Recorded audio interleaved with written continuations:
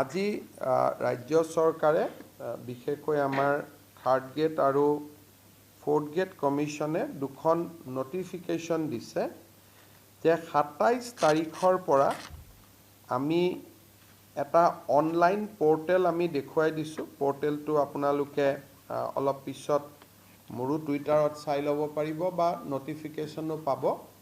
পৰ্টেলত আবেদন কৰিলে ৫০ টকা ফিজ দি আবেদন কৰিলে ১৫ তাৰিখৰ পৰীক্ষাত যিসকলে অৱতীৰ্ণ হৈছিল তেওঁলোকে নিজৰ OMR ছিটখন ল'ব পাৰিব।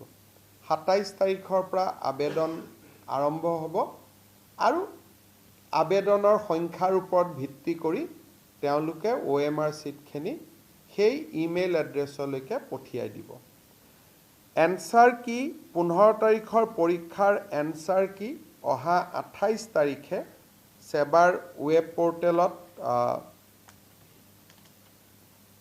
হোষ্ট কৰা হ'ব www.site.sebaonline.org ইয়াতে হোষ্ট কৰা হ'ব আৰু এনচাৰ কি লৈ যদি কাবাৰ আপত্তি থাকে সেয়াও যদি সেবাক জনোৱা যায় সেবাই বিচাৰ বিবেচনা কৰিব।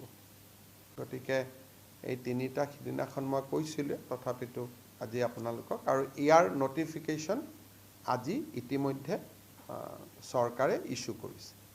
আজি ৰাজ্য চৰকাৰে বিশেষকৈ আমাৰ থাৰ্ড গ্ৰেড আৰু ফ'ৰ্থ গ্ৰেড কমিশ্যনে দুখন নটিফিকেশ্যন দিছে যে ২৭ তাৰিখৰ পৰা আমি এটা অনলাইন পৰ্টেল আমি দেখুৱাই দিছোঁ। পৰ্টেলটো আপোনালোকে অলপ পিছত মোৰো টুইটাৰত চাই ল'ব পাৰিব বা নটিফিকেশ্যনো পাব।